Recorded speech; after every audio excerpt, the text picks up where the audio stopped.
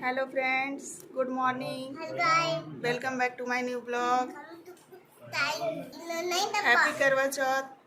किताब। आज हम लोग का उपवास है। आज हमारा उपवास है। और ये देखिए, हम मेहंदी लगा चुके हैं और पूजा की थाली भी तैयार कर चुके हैं। ये देखिए थाली।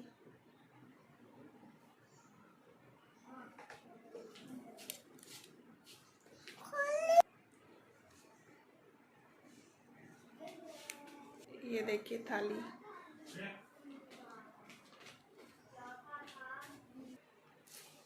सारा तैयार हो चुका है, अब सिर्फ पूजा की तैयारी करना बाकी है। और मुझे भी तैयार होना है अभी, तो चलते हैं अब हम तैयार होने, उसके बाद पूजा की तैयारी शुरू करेंगे। हेलो फ्रेंड्स, तो हम तैयार हो चुके हैं, देख लीजिए। अब चल रहे हैं पूजा करने।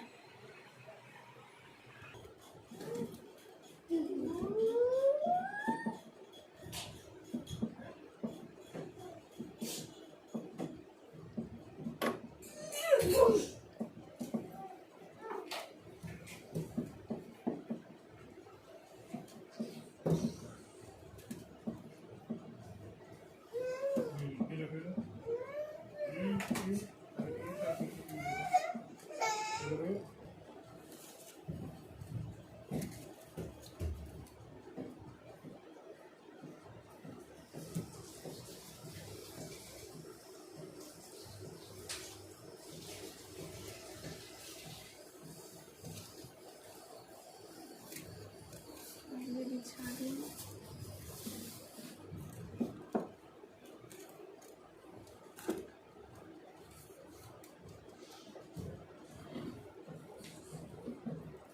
जाना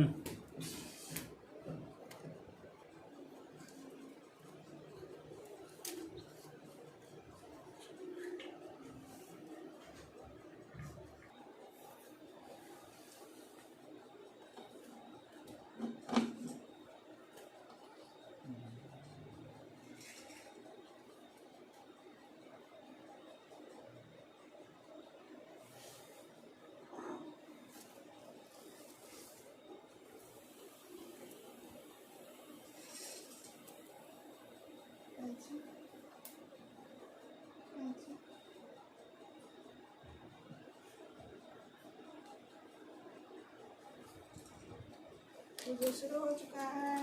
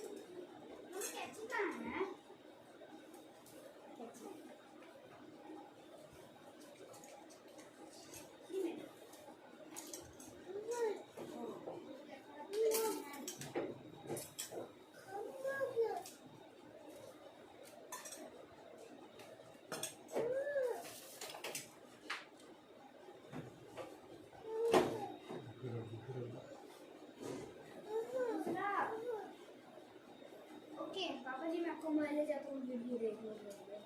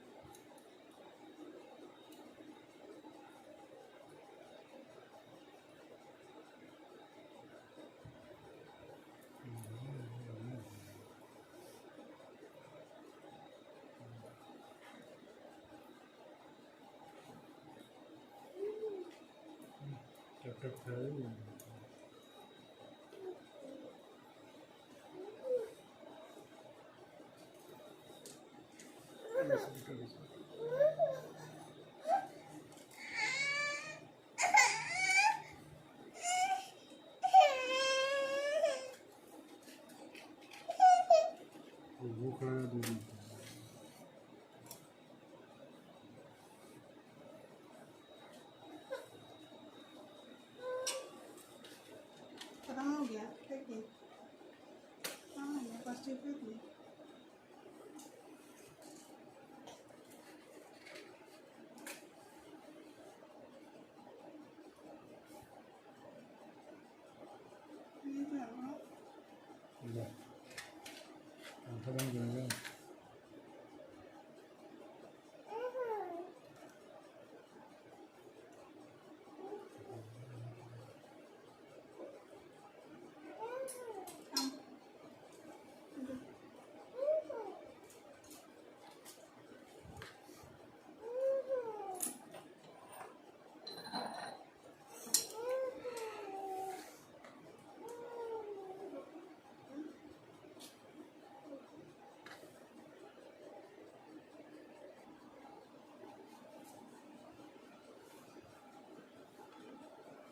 करवा चौथ व्रत कथा।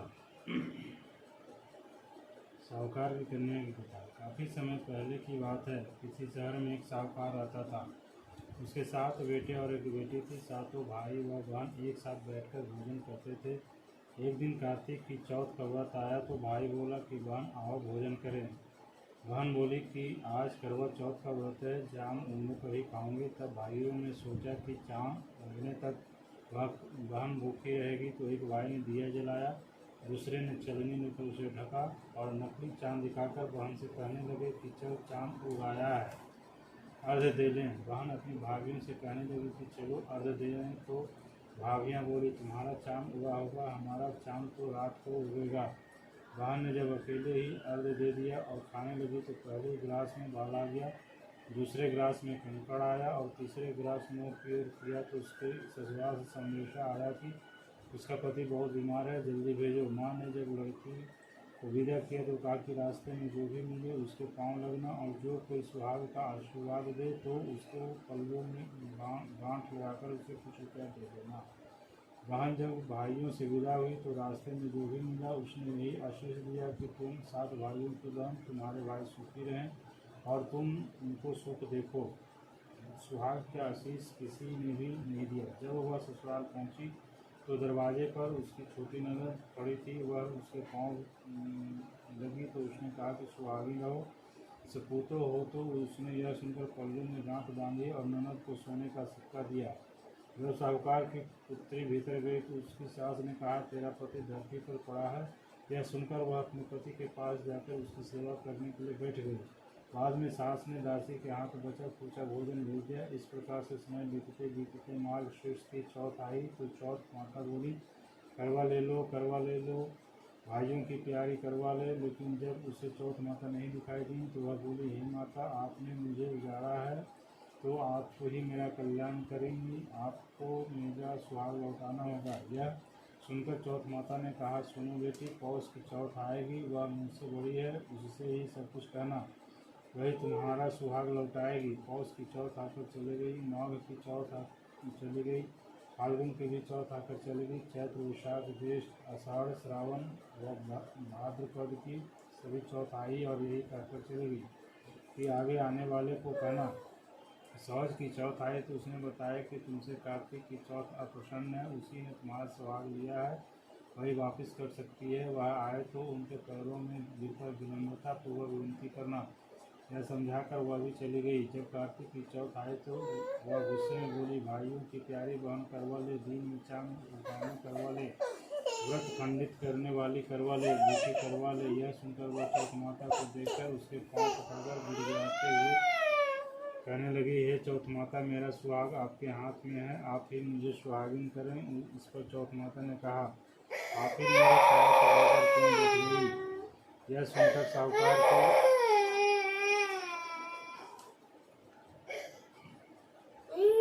की पुत्री ने कहा मुझसे जो भी भूल हुई हो उसे क्षमा कर दो माँ, आज के बाद कोई भूल न करूँगी, मेरा सुहाग मुझे लौटा दो माता जी, मुझे तो आपका ही सहारा है। साहूकार की पुत्री के वचनों से प्रसन्न होकर चौथ माता ने अपनी आंखों से काजल, नाखनों में से मेहंदी और टीके में सिरोली लेकर छोटी अंगुली से उसके पत्ते पर छींटा मारा तो वो उठ कर बैठ गया और कहने लगा कि आज तो मैं बहुत सोया, किसी ने जगाया तक भी नहीं। इस प्रकार उसकी पत्नी ने कहा क्या सोए, मुझे तो 12 महीना हो गए, अब जाकर चौथ माता ने मेरा सुहाग लौटाया है। उसके पति ने कहा अच्छा शीघ्र ही चौथ माता की पूजन करो। जब चौथ की कहानी सुनी, करवा पूजन किया तो प्रसाद खाकर दोनों पति पत्नी चौपड़ फेरने बैठ गए। नीचे से दासी आई, उसने उन दोनों को पासे से चौपड़ फेरते देखा तो उसने उसकी सास को जाकर खबर सुनाई। तभी से सारे गांव में यह चर्चा फैल गई कि सभी सुहागिन स्त्रियाँ करवा चौथ का व्रत करें तो उनका सुहाग अखंड रहेगा। जिस प्रकार चौथ माता ने साहूकार की पुत्री को उसका सुहाग लौटाया, उसी प्रकार चौथ माता सभी को अखंड सुहागिन रखें। यही करवा चौथ के उपवास की सनातन महिमा है। करवा चौथ व्रत कथा। ब्राह्मण कन्या की कथा। अत्यंत प्राचीन समय की बात है। एक बार पांडु पुत्र अर्जुन तप करने हेतु नीलगिरी पर्वत पर जा पहुँचे। इधर पांडवों पर अनेकों मुसीबतें पहले से ही आई हुई थी। द्रौपदी ने शोकाकुल होकर भगवान कृष्ण की उपासना की। उसकी भक्ति से प्रसन्न होकर भगवान कृष्ण प्रकट हुए और पूछने लगे कहो तुम्हें क्या कष्ट है द्रौपदी? द्रौपदी ने हाथ जोड़कर कहा, प्रभु आप तो अंतर्यामी है, भला मेरा कष्ट आपसे कैसे छिपा रह सकता है? मुझे कष्टों के बोझ ने बुरी तरह पीड़ित कर दिया। कृपा करके मुझे कोई ऐसा उपाय बताएं जिससे इन कष्टों से मुक्ति मिल सके। यह सुनकर भगवान कृष्ण ने मुस्कुराकर कहा, द्रौपदी तुम्हारा प्रश्न अति उत्तम है। द्रौपदी ने विनयपूर्वक कहा, प्रभु मेरे कष्टों को दूर करने का कोई सरलतम उपाय बताने की कृपा कीजिए। इस पर भगवान श्री कृष्ण ने कहा, यही प्रश्न एक बार पार्वती जी ने भोलेनाथ शिव शंकर से किया था। उस समय शंकर भगवान ने पार्वती जी से करवा चौथ व्रत करने की सलाह दी थी। द्रौपदी ने उस उत्सुकतावश कहा, प्रभु वह करवा चौथ की चर्चा मुझसे भी सुनाइए, मैं उसकी कथा व विधि जानने की प्रबल इच्छुक हूँ। पल भर सोचने के उपरांत भगवान श्री कृष्ण ने कहा, द्रौपदी इस जीवन में सांसारिक दुख सुख तो प्राणी मात्र को घेरे ही रहते हैं। प्राणी कभी सुखों में लिप्त रहता है तो कभी दुखों के कारण अश्रु बहाता है। फिर भी मैं तुम्हें एक सुमंगलकारी, एक अति उत्तम सर्वसुखदायी, नारियों को अखंड सौभाग्य प्रदान करने वाली करवा चौथ व्रत की विधि एवं कथा सुनाता हूँ, ध्यानपूर्वक सुनो।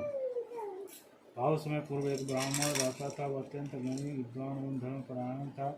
वह ब्राह्मण के 4 पुत्र, एक सुशील कन्या थी। उसकी कन्या ने विवाह उपरांत चतुर्थी का व्रत किया, लेकिन वह चंद्रदेव के दर्शन होने से पूर्व ही भूख से बुरी तरह पीड़ित हुई। यह देखकर उसके स्नेही कृपालु भाइयों ने धोखे से पीपल की आड़ में नकली चंद्रमा बनवाकर दिखा दिया। लड़की ने नकली चंद्र को लेकर व्रत खोल दिया। व्रत खोलते उसके पति के प्राण फिर उड़ गए। इससे अत्यंत दुखी उसने अन्य जन का परित्याग कर दिया। उसी रात को इंद्राणी जी पृथ्वी लोक का भ्रमण करती घटनास्थल आ पहुंची। ब्राह्मण की पुत्री ने अपने पति को लाश के निकट विलाप करते हुए माता इंद्राणी से पूछा, हे देवी, मुझे अम्बला के साथ ऐसा अन्याय क्यों हुआ? करवा चौथ का व्रत तो सबको सौभाग्य प्रदान करता है, मेरे इस दुर्भाग्य का कारण क्या हो सकता है? ब्राह्मण की पुत्री के विलाप से द्रवित होकर इंद्राणी ने कहा, हे पुत्री, तुमने करवा चौथ के व्रत में चंद्रदेव का दर्शन किए बिना ही व्रत खोल दिया था। जो चांद तुमने देखा था वह वास्तव में किसी दीपक का प्रकाश था, चांद नहीं था। इसी कारण तुम्हें यह दुर्भाग्य भोगना पड़ा है। यह सुनकर ब्राह्मण की पुत्री ने हाथ जोड़कर कहा, हे माता, मुझे कोई ऐसा उपाय बताइए ताकि मेरा सुहाग बना रहे और मैं अखंड सौभाग्यवती बनूं। इस पर इंद्राणी ने प्रसन्न होकर कहा, हे पुत्र, यदि तुम विधि विधान से अगली करवा चौथ व्रत करो तो तुम्हारे पति पुनर्जीवित हो जाएंगे। ब्राह्मण की पुत्री ने इंद्राणी से ऐसा व्रत करने का वचन दिया तो उसका पति तुरंत पुनर्जीवित हो गया। उसने वर्ष रहकर प्रत्येक चतुर्थी का व्रत किया और अखंड सौभाग्य प्राप्त किया। यह कथा सुनकर भगवान श्री कृष्ण ने कहा, हे द्रौपदी, यदि तुम इस व्रत को करोगे तो तुम्हारे सभी कष्ट मिट जाएंगे। इस प्रकार द्रौपदी ने यह व्रत किया और पांडव प्रत्येक क्षेत्र में विजय हुए। सुख सौभाग्य धन धान्य एवं पुत्र वृद्धि की अभिलाषी सुहागिन नारियों को यह व्रत ध्यान पूर्वक करना चाहिए। इस व्रत में भगवान शंकर की आरती का विधान है।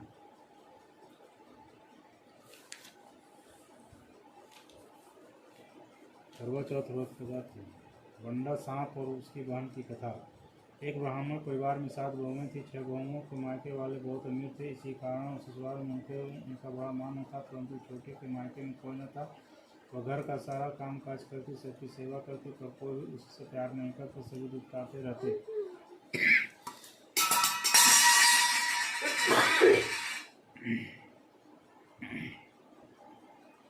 तीज त्योहारों पर भी जब उसके मायके से कोई न आता वह बहुत दुखी होती। हर वर्ष की तरह इस वर्ष भी करवा चौथ का बताया। अन्य बहुओं के मायकों से उनके छोटे भाई करवा लेकर आए, पर छोटी के मायके में यदि कोई होता तो करवा लाता। सास भी छोटी को ही खरी खोटी सुना रही थी। वह दुखी होकर घर से निकल पड़े, जंगल में जाकर रोने लगी। एक नाग बहुत देर से उसका रोना सुनता रहा। अंत में वह अपनी बिल से निकल आया तो वह छोटी बहू से पूछने लगा, बेटी क्या बात है, तुम रो क्यों रही हो? छोटी बहू बोली, आज करवा चौथ है, मेरा कोई भाई नहीं है। यदि मेरा कोई भाई होता तो आज जरूर करवा लेकर आता। नाग को छोटी बहू पर दया आ गई।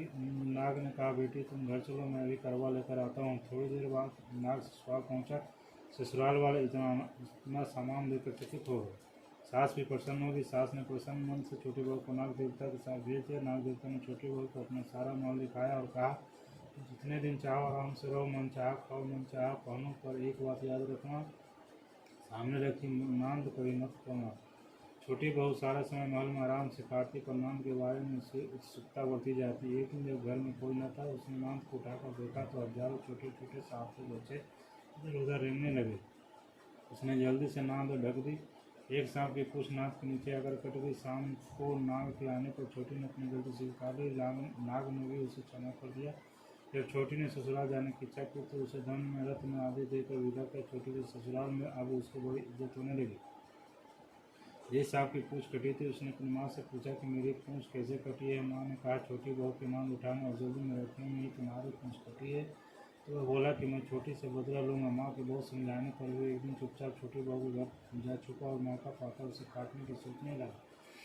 वहाँ छोटी बहू और उसकी सास में किसी बात पर बहस हो रही थी तो छोटी कसम खाकर कह रही थी कि मैंने ऐसा नहीं किया। वह कह रही थी कि मुझे बंडा भैया से प्यारा कोई नहीं है, उन्हीं की तो कसम खाकर कहती हूँ कि मैंने ऐसा नहीं किया। बंडा ने जब सुना तो सोचने लगा, जो मुझसे इतना प्यार करती मैं उसे ही काटने आया हूँ। वह चुपचाप घर चला गया।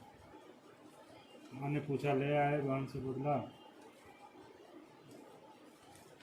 वह कहने लगा, माँ बहन से कैसा बदला? तभी से बंडा भाई व छोटी बहन हुए।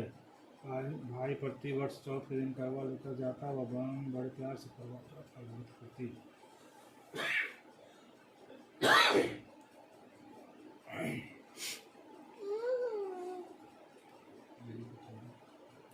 करवा चौथ व्रत कथा 4। करवा नामक स्त्री और यमराज की कथा। अत्यंत प्राचीन काल की बात है। करवा नाम की एक स्त्री रहा करती थी। एक बार की बात है कि उसकी पति नदी में स्नान करने का, वहाँ एक मगर ने उसके पति का टांग नहाते कर दी।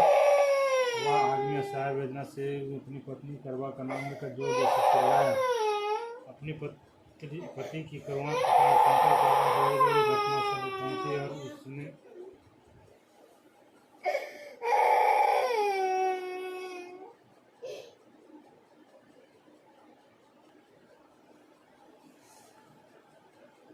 करवा नामक स्त्री यमराज की कथा है।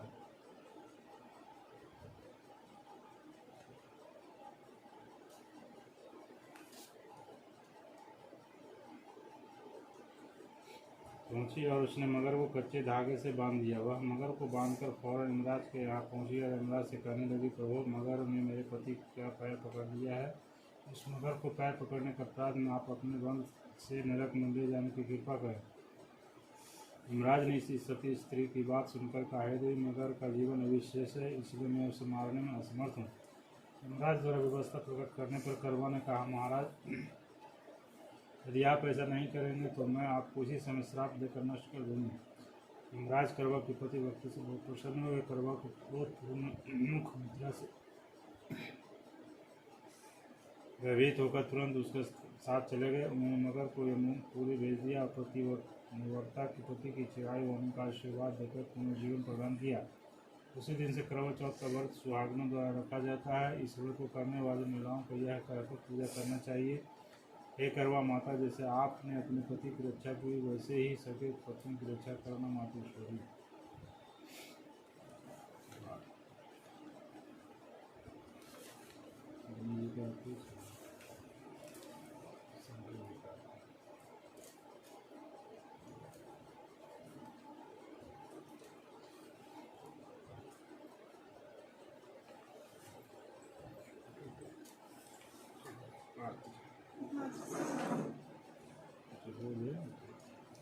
आपको बन गई है।